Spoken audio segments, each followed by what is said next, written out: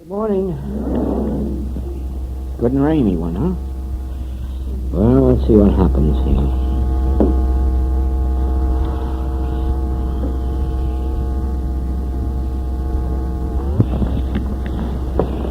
This is a practitioner's class.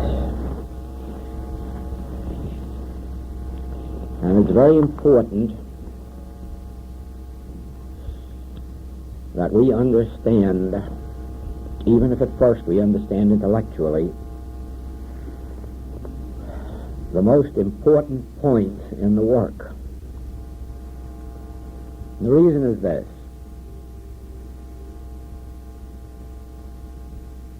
When the Master was asked, "Art thou he that should come?" there was a question about it in John the Baptist's mind.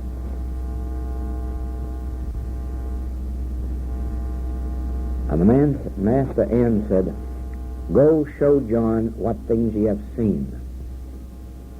The sick are healed, the dead are raised, to the poor the gospel is preached." He didn't say, "Yes, I am the Master." He did not say, "Yes, this is a correct teaching." He showed forth the proof or fruits of the healing. Now then,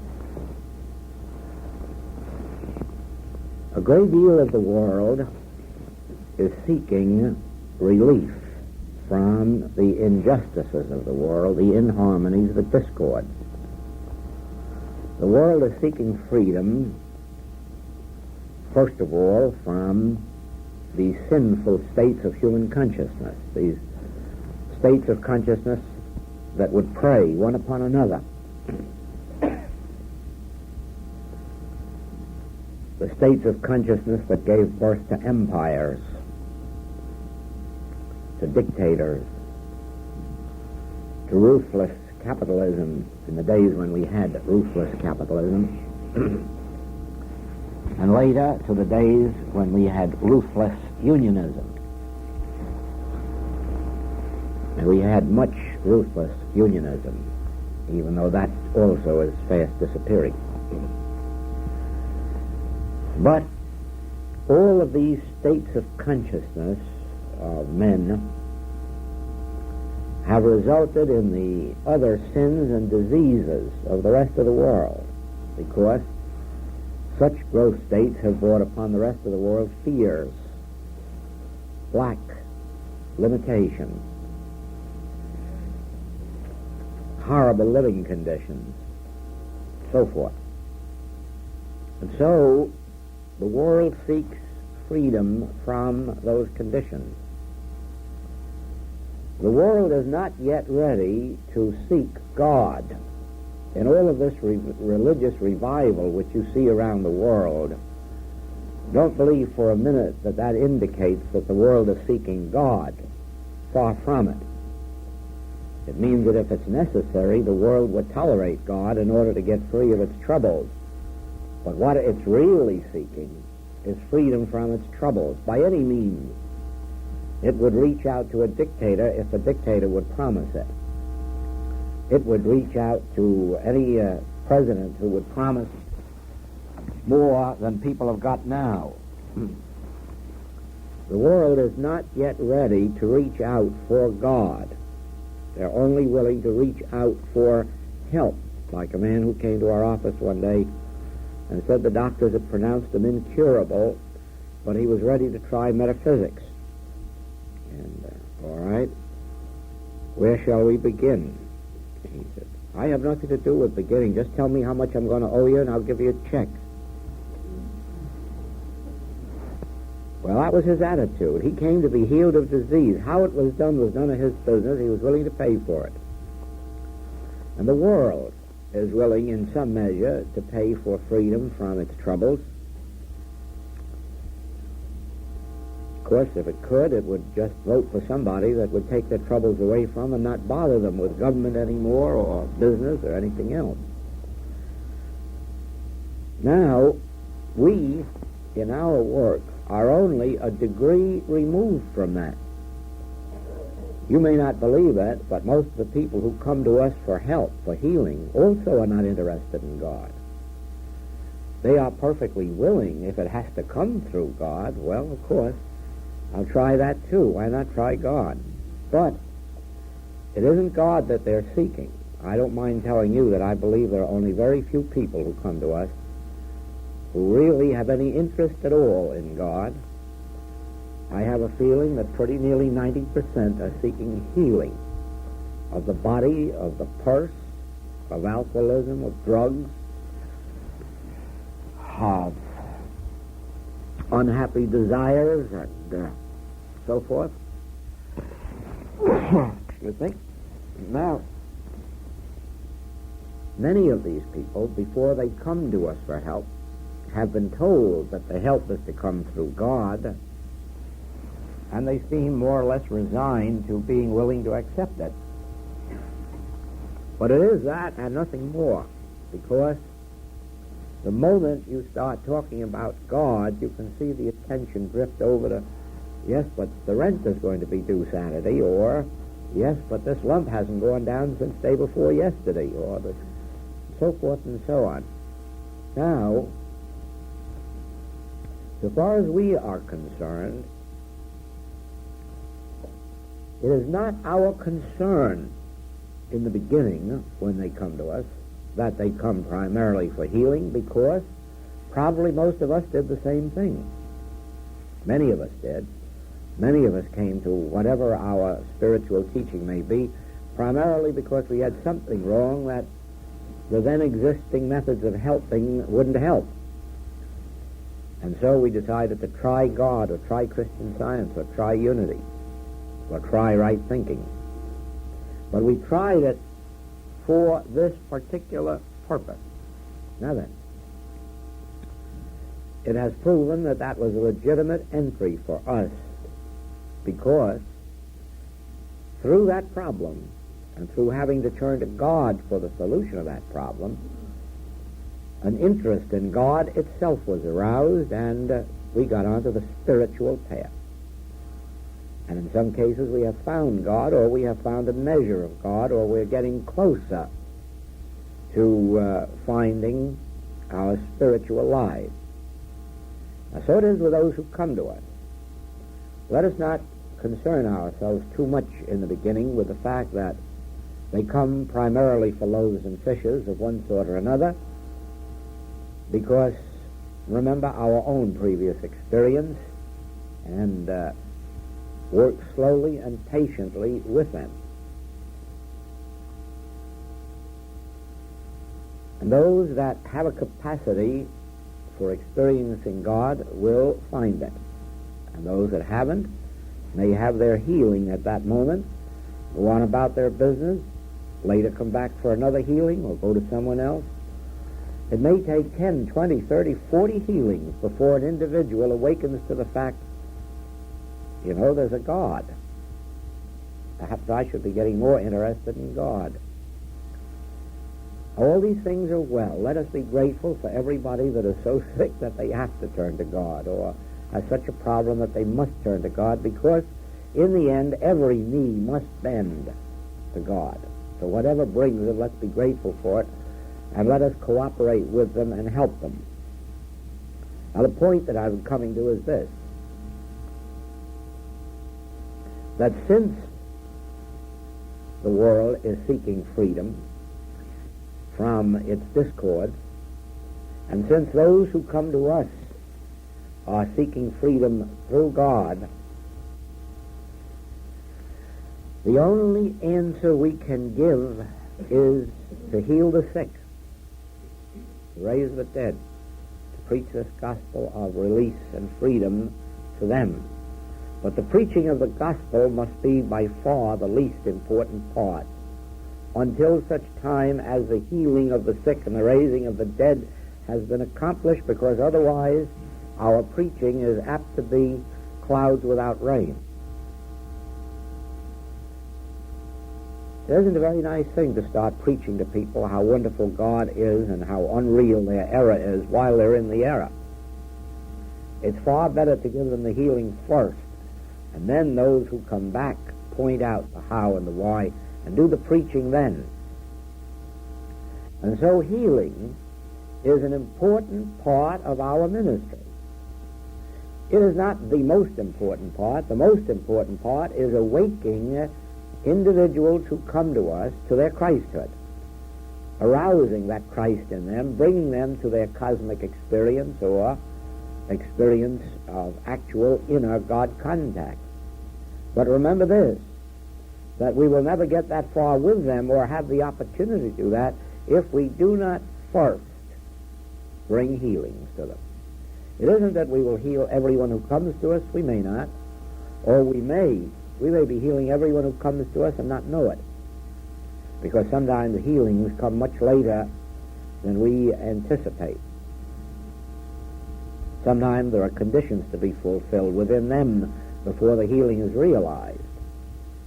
Now, since healing then is an evidence of the truth of our entire ministry, and since you never will open the spiritual consciousness of anyone unless you are yourself a healer, it takes that quality of consciousness that heals to enlighten. It takes that quality of consciousness that is a healing consciousness to bring this light. That is one of the reasons that during those early years of Walt Whitman, after he had had his illumination, and probably didn't know what it was all about, that he spent every spare minute he could in hospitals, just sitting by the beds of soldiers, doing little things for them. He thought he was just there writing letters for them, or giving his spare change to them for postage stamps, or just saying a word of comfort, or taking their loneliness away. But we, looking at it now, can see that he was led there with his healing consciousness to lift them up. And in the responses that he received from some of the boys in those hospitals, it's evident to see that he had a healing consciousness, while, of course, at that time, the world knew nothing about individual spiritual healing. Now then, the healing consciousness is a necessary one for a teacher on the spiritual path. It is an impossibility to say, I am a teacher, but I can't heal. Because the teacher who can't heal has nothing to teach except words in a book, and you could read those words for yourself. You wouldn't need the teacher. Teaching is an impartation of spiritual truth from one soul to another. Spiritual teaching is the awakening of the sleeping Christhood by one who is already awakened. That is the nature of spiritual healing. Spiritual healing has nothing to do with reading out of books or teaching out of books. Spiritual teaching has nothing to do with telling truth to people. They can find that out all for themselves. There are enough books and magazines and papers around the world so that everybody can be self-taught without a teacher. But the teacher's function is that last mile that very few students can achieve for themselves. And that is the awakening of the soul, the awakening of that inner light, the bringing into being of an inner light. We have had teachers with a great capacity for that in modern ages. Certain ones seem to have been especially endowed for bringing to light the sleeping giant in men and women. Now, the next question comes up. How is that healing consciousness developed? There again, there are two ways. The personal contact with a teacher who has been in some measure awakened is one way of achieving it. The other way is self-instruction through an understanding of the correct letter of truth and the constant practice of it until the consciousness is developed. Now we have behind us perfect examples of today's lesson. In the early days of Christian Science, the healings were nothing less than miraculous. It is because of that that I'm going to have to ask you to give me a healing.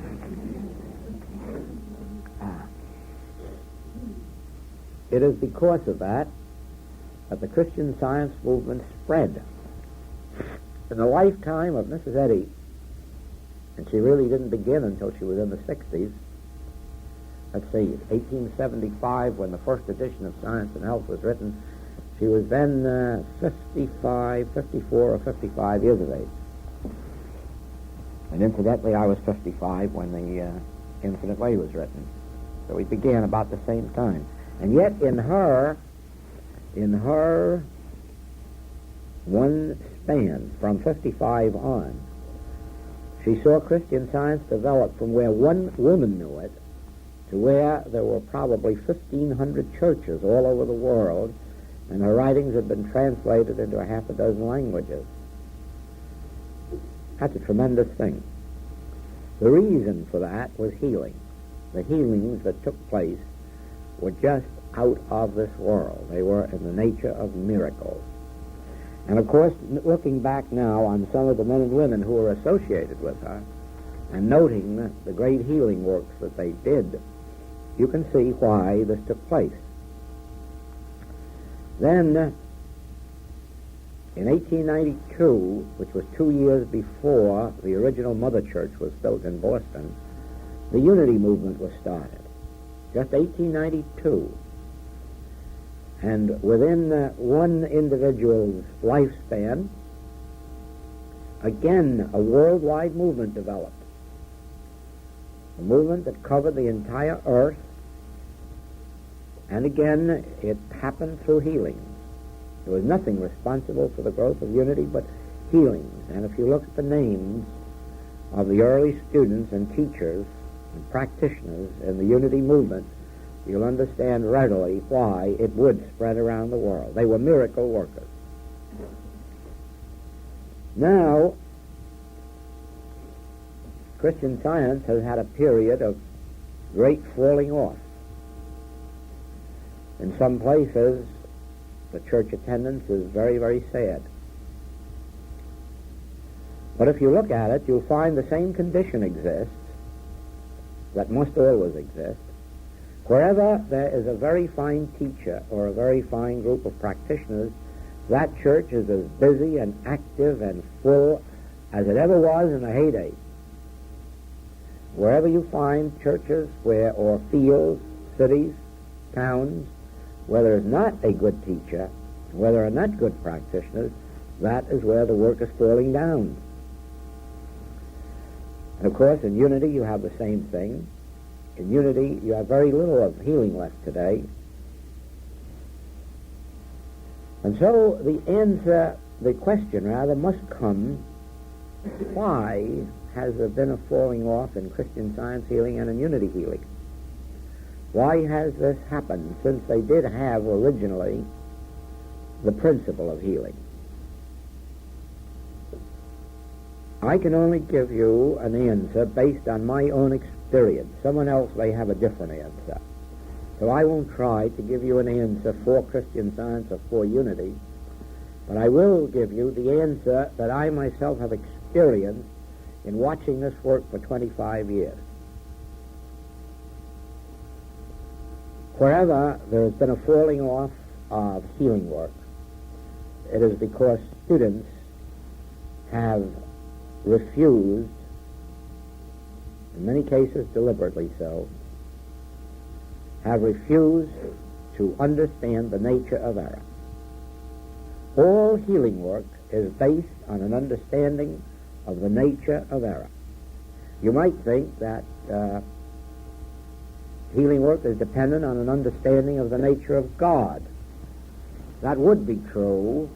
That would be true if we could encompass the meaning of the nature of God, but we can't. In other words, anybody in the world can say God is all, which is, of course, the nature of God. And if they could encompass that, nothing else would be necessary for healing.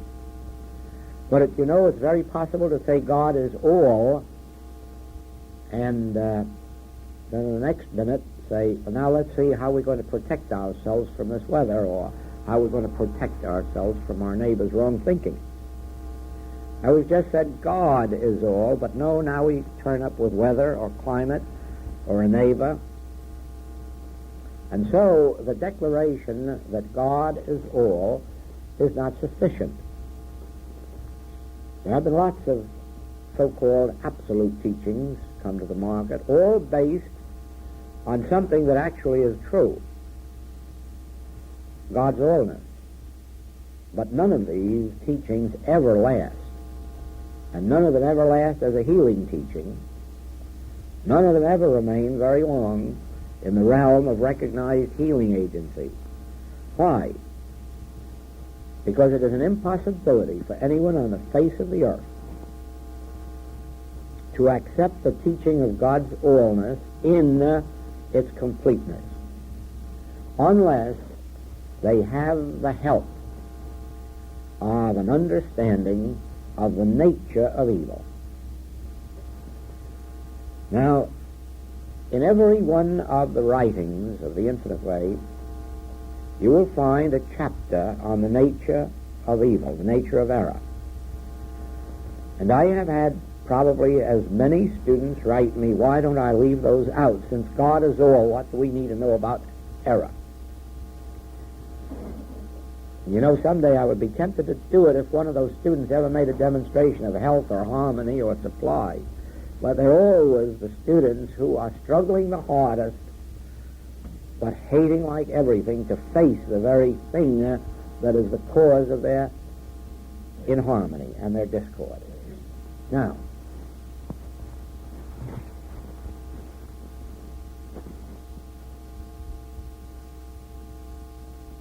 yesterday we took up the subject of treatment from the nature of God, using God as the first word of every treatment, seeing God as allness, God as the mind of the individual, of the life, the soul, the spirit, God as the only activity, and so forth and so on. And you will find that there is nothing more effective than that form of treatment that keeps its mind stayed on God. But that treatment is based on the supposition that you already know the nature of evil. And herein comes the point now that is preventing good healing in the world. Wherever there isn't satisfactory healing, whether it's in Christian Science, unity, or the Infinite Way, this is the reason for it. I don't mention New Thought for the simple reason that I don't believe it's ever possible for New Thought to do healing work except on a psychological basis. But there is a possibility that Christian Science and unity and the Infinite Way can show this world a real spiritual healing principle and do great works with it. But they will all have to recognize this. Now follow me. Throughout all ages, there have been two powers. There is the power of God and the power of Satan or devil. There is the power of good or the power of evil. There is the power of immortal mind or the power of mortal mind. There is always a greater power overcoming a lesser power. And in modern days you even have statements like, oh, the indwelling Christ will do this for you, and the indwelling Christ will do that for you, as if there were some negative power for the indwelling Christ to operate on.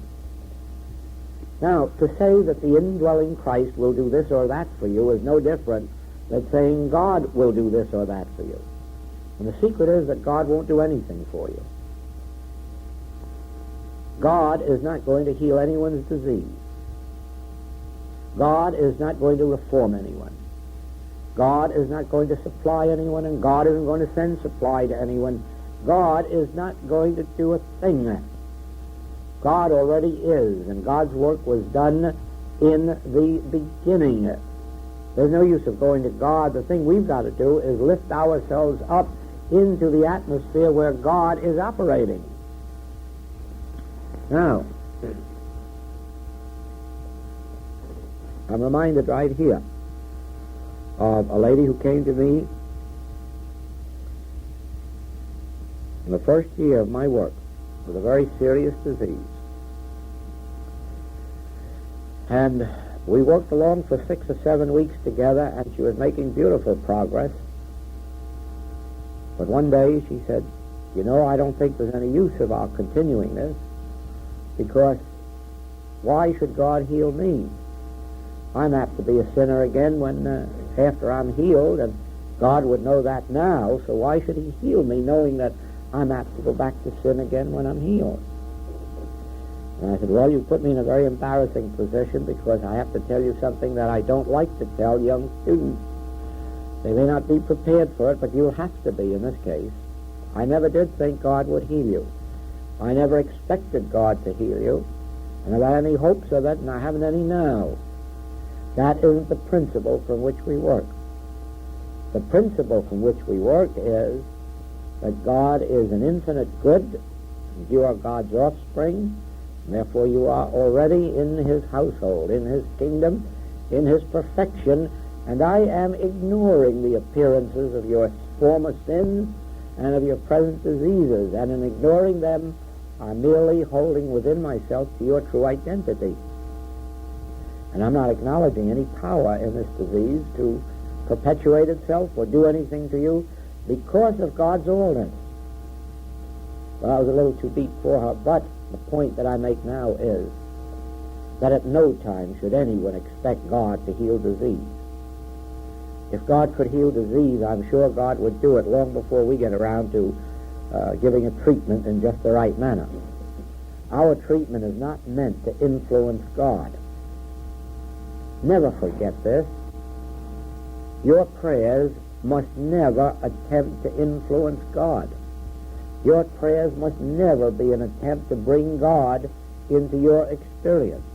Your prayers must never be in any wise expecting God to do something. It was like the sunshine that may be out here. If it isn't, we'll wait for the clouds to go by. If it is, we lift up the shade. But to say to the sun, "Oh, sun, won't you come into our room?"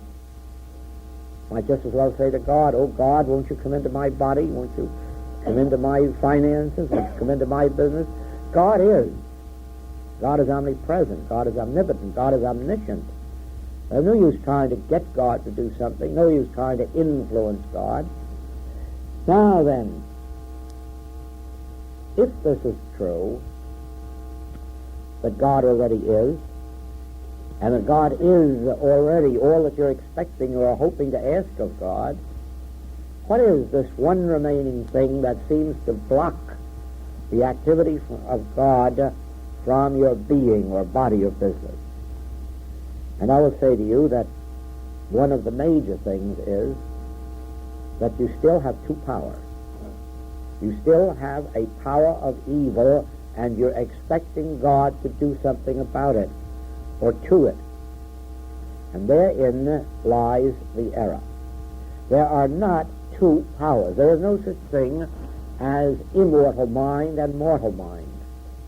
There is a term mortal mind, and if you refer to Mrs. Eddy's writings, she was the one who popularized that term, you will find that she says it is a term denoting nothingness. She doesn't say it's a thing. She doesn't say it's an entity. She doesn't say it's a presence or a power. She says it's a term. Not only that it's a term, but it's a term denoting nothingness.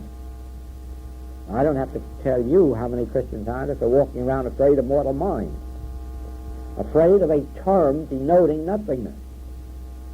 You see that? I have had the same experience in the infinite way by saying to students, remember, there are no such things as sins or diseases.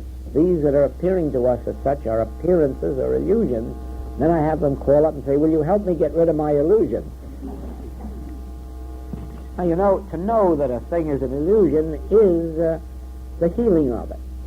That itself is the healing of it. To be able to see that a condition doesn't exist as an entity or an identity. It doesn't exist as something with a name or a form or an outline. I know the appearance does.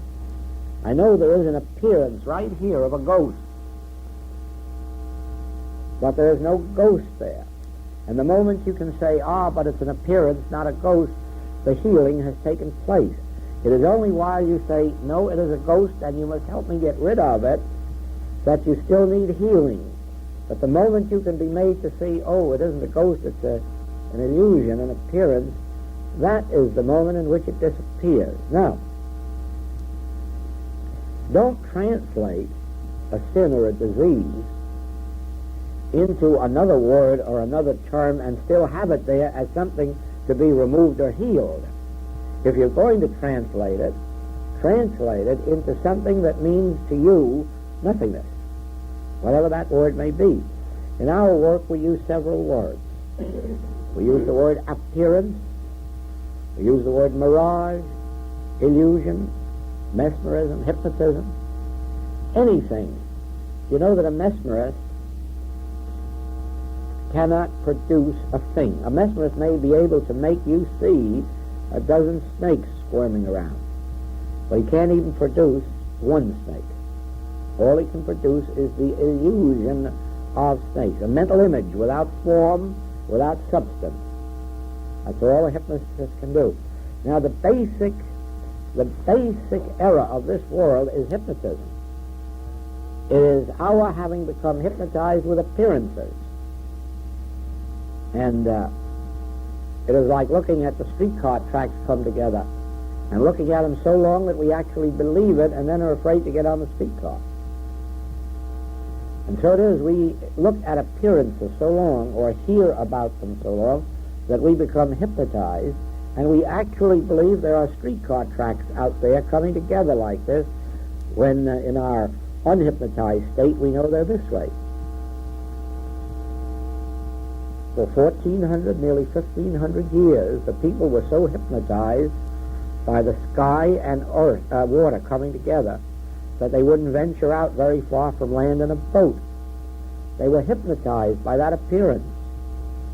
And had they just stopped to think of it, they would have known that the sky is always in the sky and the water is always in the sea, and it was safe to go out. No. They were looking at it so long that they were hypnotized. And so we may say that there is a universal hypnotism which presents to us these forms or appearances of sin, disease, death, lack, and limitation.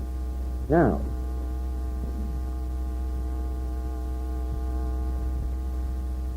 the beginning of our freedom comes when we can realize God as infinite, omnipotent, omniscient, omnipresent, God as the only law, the only power, the only substance, the only cause, and then say, yes, then this appearance of sin, disease, or death cannot be a reality, cannot be an existence, cannot be something that has form or outline or presence or activity or law.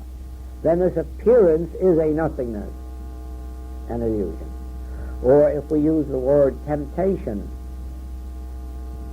or if we use the word claim, then we can say, this claim then is not a person, is not a condition, is not a thing.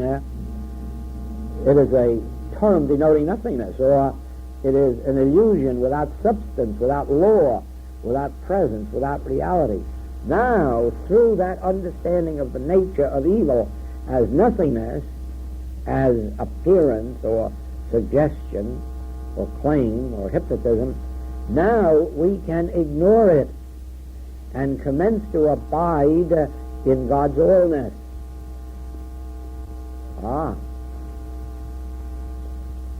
While you have two powers, you cannot bring forth good healing work. You never will come to a recognition of the infinite nature of God's good power until you understand that evil, regardless of its name or nature, error, regardless of its name or nature, sin or disease, regardless of its name or nature, exists only as an appearance that has no substance, no law, and no cause. In other words, that it exists as a state of ignorance, because the truth of being is God's allness. Now, if you were to take up the subject of error, not as if it was something to be afraid of and something to be fought or something to be protected against, that will only get you into more trouble, because you've built two powers for yourself. But take up the nature of error and find some way in your own language, some way that satisfies your own mind, to bring yourself to the realization that God alone is power. Now, I suppose it came to me in a strange way, maybe of help to you. If not, you'll have to find some way that does satisfy your own mind. The way it came to me was this. Inasmuch as I could only grasp the word God as invisible and infinite, as something that couldn't be seen, heard, tasted, touched, or smelled, or reasoned, or thought, that I said, well, if that's true, then all of the power in the world is invisible. So now I don't have to fear anything that's visible. Now if I can see it, hear it, taste it, or touch it, or smell it, let it go Gallagher. I don't care anything about it. Because the power cannot be in it. I don't care if it's anything as small as an atom or as big as an atom bomb. I don't care if it's as small as a germ or as large as a bullet. If it exists in the realm of that which can be seen, heard, tasted, touched, smelled, or thought about, it isn't power. All power is in the invisible. And so very quickly, when these claims were presented to me, I would say, oh, well, if you can see it or hear it, don't worry about it. And gradually, I built up within myself this realization that all power is in the invisible.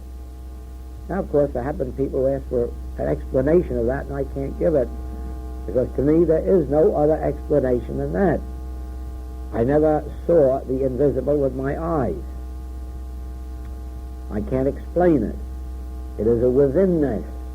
It is something beyond description, but that is where all power lies. All power lies in that which you cannot see, hear, taste, touch, or smell. All power lies in that which you can't even think about. And that's why after a while, it's so foolish to think about God. Because that God you're thinking about isn't God at all, it's your concept of God, and it has no power either. And so you even let the word God alone and say, well, God is invisible too. We'll just let God act, and then we'll be aware of God by the effect. We know God by the effect. We can see healings, we can hear them, taste them, touch them, smell them, and behold them, and think them. But the healings are only a result of an invisible action. And it's an invisible action that has nothing to do with your right thinking or wrong thinking. It's an invisible action that lies beyond the realm of thought. Our thinking, as we're doing here this morning, which is really a reasoning process or treatment process, this is to lead us back to the actual consciousness of the statements that I'm making. The statements that I'm making are not power. If these statements were power, we'd have the whole world healed this morning. But it is the consciousness behind these statements that brings out the power, and it is the individual's response to that consciousness that helps the individual who comes. That is why we cannot walk up and down the street healing everybody we see. They are not receptive to this state of consciousness. They would be receptive to a pill. For instance, When I was a kid, I had what they call St. Vitus dance. And none of the doctors could do anything about it. None of them could heal it. And I guess pretty serious things were predicted.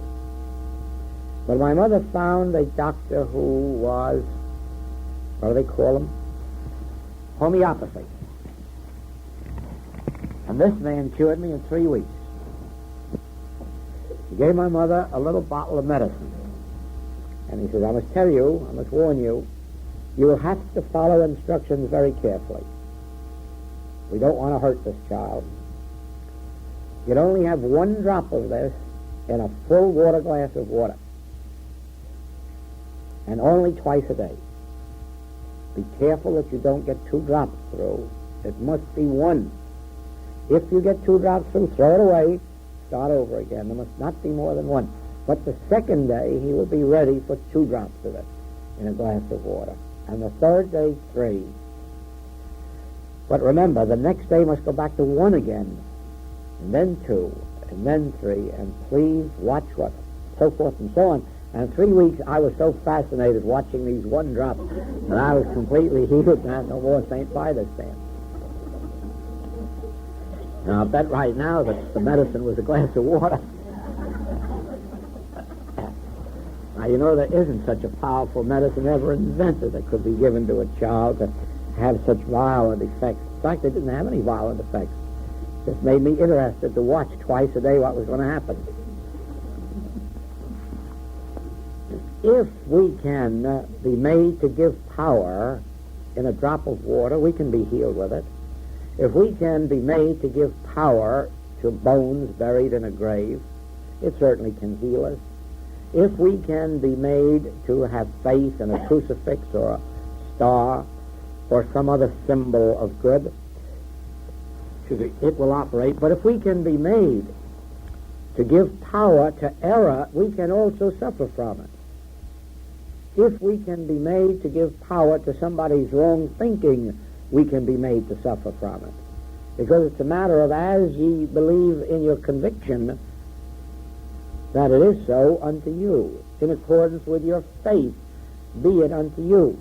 But now here is where we are rising above belief and above faith. We cannot now have faith in God. You see why? Because having faith in God gives us also a faith in something else that God is going to do something to. And so we have to lose our faith in God and understand that God doesn't require any faith. The faith is really the understanding of God's oneness, God's allness. Let me see if we can operate this way. Let us take the word law. God is law. Now, you've read that in Scripture, and I know you've heard it ever since you first came into any metaphysical teaching. God is law. Why has anything ever been necessary since then? Why didn't we put down all our books and say, I don't need any books now, and I don't need any teachers now, since this is the whole truth? What? Yeah, that's the whole truth. You never need anything but that one statement. Why? Well, if God is law and God is infinite, law must be infinite. But it's God's law that's infinite. Well, then is there a law of sin? Is there a law of disease? Is there a law of limitation? Is there a law of climate? Is there a law of weather? Is there a law of foods? Is there a law of medicine? Why, no. Have we just said that God is law? That leaves only one law in this world, and that law must be God's law, and that law must be good law. Now, tell me, what are we doing sitting around studying?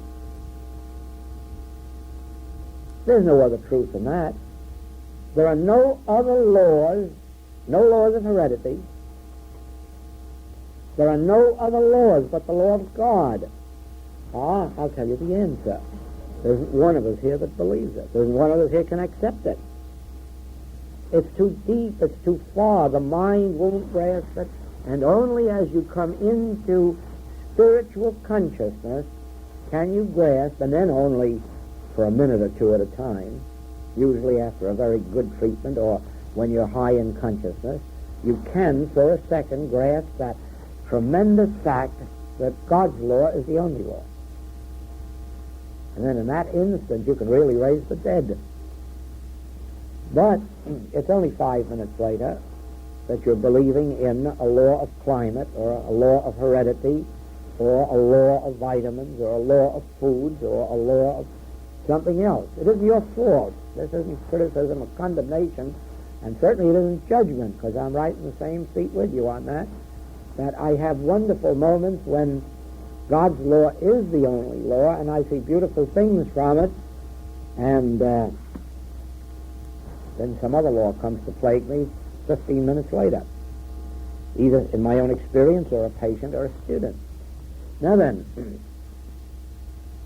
the secret is that God is law, but that God is the only law because God is infinite.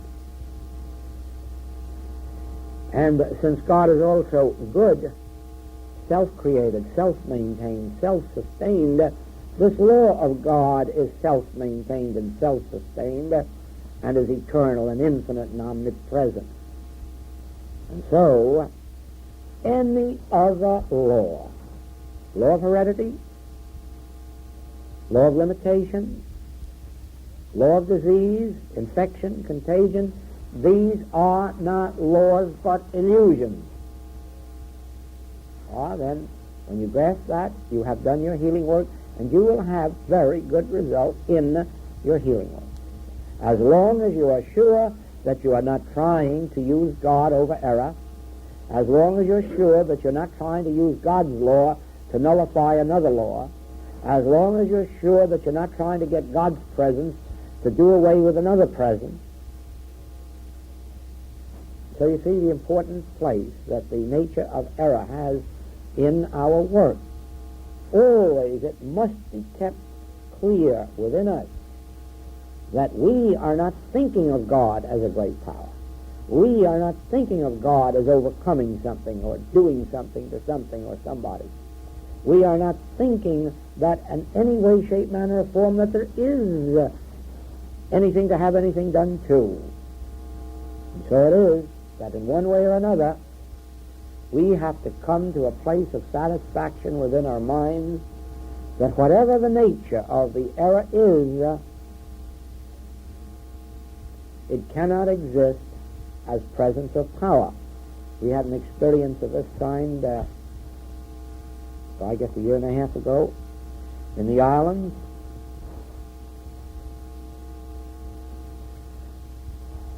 With a doctor.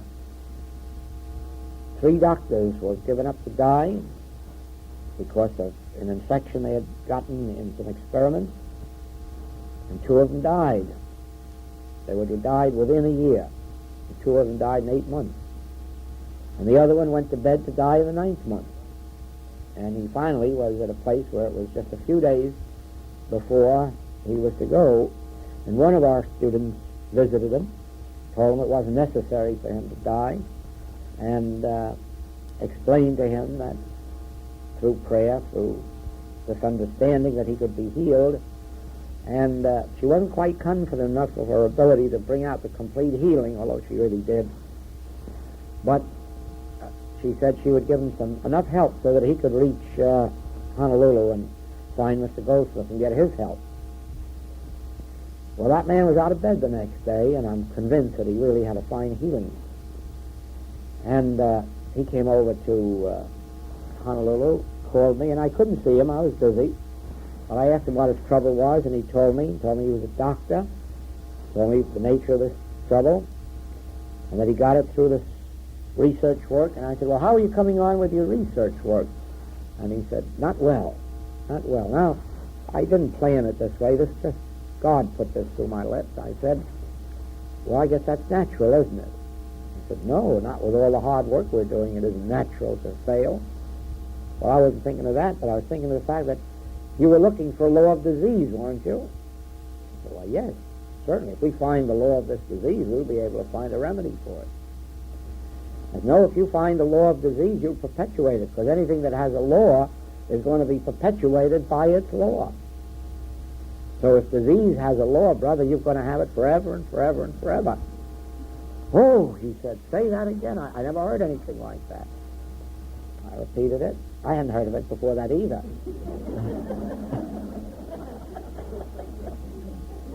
But it was true because he was in both of our classes, wasn't he, in Honolulu this trip?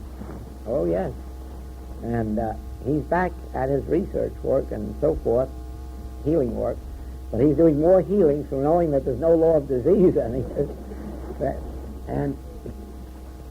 he says every time that I see him, he says, you know, when someone comes to the office, the only thing I can remember is, gosh, if there were a law of this disease, it would last forever. Well, now, do you see what I mean by the nature of error? You could do all the knowing of God's allness you want, but it won't bring you to the fact that there's no law of disease. It's only when you get down to the fact of what is the nature of error that you begin to probe around and find out that error says that there are laws of disease. Now we've come up against the fact, though, that God is law. Oh, well, now we don't need God to get rid of disease. Now we know that since God is the only law, disease has no law, so we don't need a God now. We're just like those fellows out in the boat that were shipwrecked. They'd been there a long, long time, couldn't find land. Finally went and says, any of you fellows know how to pray? And God says, well, yes, I used to pray when I was a child. Well, get busy, we need it now. Oh, wait a minute, no. You don't have to pray, there's land over there. Now, we're in the same boat. We really don't have to pray. We really don't need God. We really don't. Because God being the only power and the only presence, we just don't need God for anything. God has only one function in our life, and that is that we live with God, that we abide in this spiritual knowing, in this spiritual awareness, in this spiritual consciousness. We don't really need God to bring us supply, because God is the only supply there is. God can't bring us supply, because that would mean there is a God and supply. And there is no God and supply. There is only God. God itself is the supply. Many people think that they need God for protection, but Scripture says no. God is the high tower. God is the fortress. God is the abiding place. God is the hiding place. You see, you don't need God and. God really is. So we don't need God for any purpose. We only need God for God. Now, when we have this conscious realization of God, we have the abiding place and the hiding place and the fortress and the high tower. When we have God, we have the law of God, and we have no other law. When we have God, we have the life of God, and we don't have to say any prayers to prolong anybody's life. Because God itself is individual life. And so you see that we, by a roundabout way, come right up to the absolute and say, God is. That's enough. But we have done it first by taking care of these appearances, not ignoring them, not running away from them and hiding our head in the ground and saying, oh, God is love, God is all. Those things will not do it for us. If they would do it for us, then these healings will be going on all over the world just by saying, oh, God in you will do this, or the indwelling Christ will do that.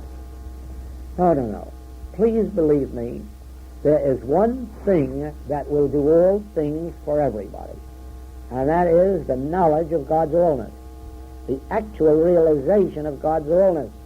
And that realization of God's allness comes about when you are willing to take steps like we just took with the law of disease, and come to that place of recognition where there cannot be a law of disease.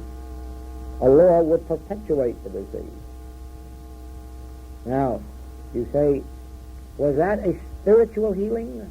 Yes, that was a spiritual healing, because the realization that there is no law of disease led to the realization of God's allness, and it was God's allness that did the work. The very moment, mark this, the very moment you have God as the only presence and power, and can do that same thing to substance as we just did to law, or the same thing to anything else that takes substance. There is a claim of physical substance, the substance of this body. And because it is physical substance, it is always changing, aging, weakening. But the truth is God's allness, and God is spirit. Then the only substance must be spiritual substance. Now, if spiritual substance is the infinity of being, is there a physical substance? And the answer is no. Now, do we need a God to change physical substance? Do we need a God to change bad substance into good substance? Do we need God to change materials? No, we don't need God at all. The only God we need is the realization of God's allness as spiritual substance. That's all. That is the power, but it isn't a power over material substance, because we've learned that in the infinity of spiritual substance, there is no physical substance. But the doctors will say, but look at the appearances and let me show you this under a glass. Very much like the smart Alex some years ago who, when I said there is no death, said, no, let me walk you down the street and show you a cemetery. I've got maybe good proof for you, but not for me, because I see life from the other side, where all these people are still living. Now,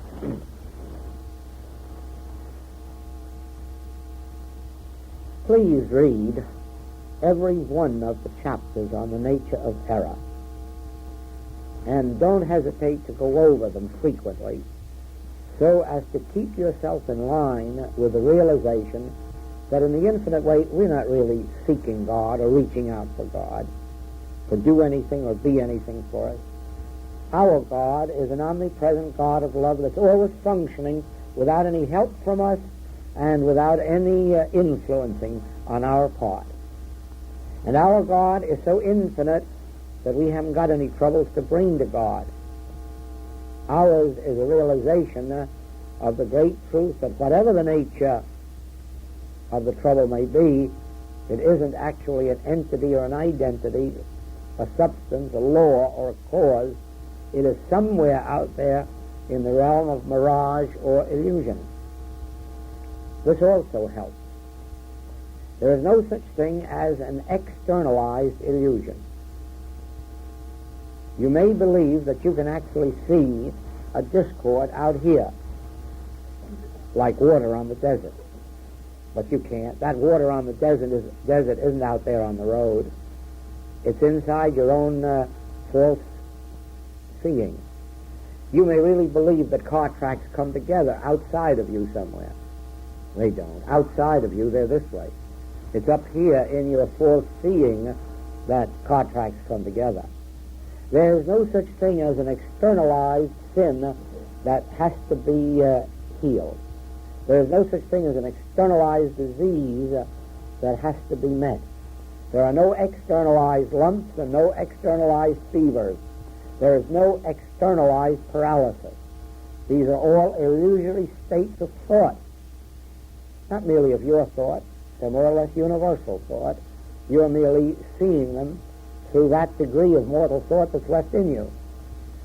That is why also in our work we never under any condition blame the patient for their erroneous states of thought. We hold them in no condemnation because it isn't their fault. They are accepting a universal belief, the same as we are. When we have any form of discord, it's not your wrong thinking or mine. It's a universal belief which we at the moment are accepting because we are not yet healed of all mortal sins. The Master says, touch me not, for I have not yet ascended. In other words, he has not yet risen above, completely above mortal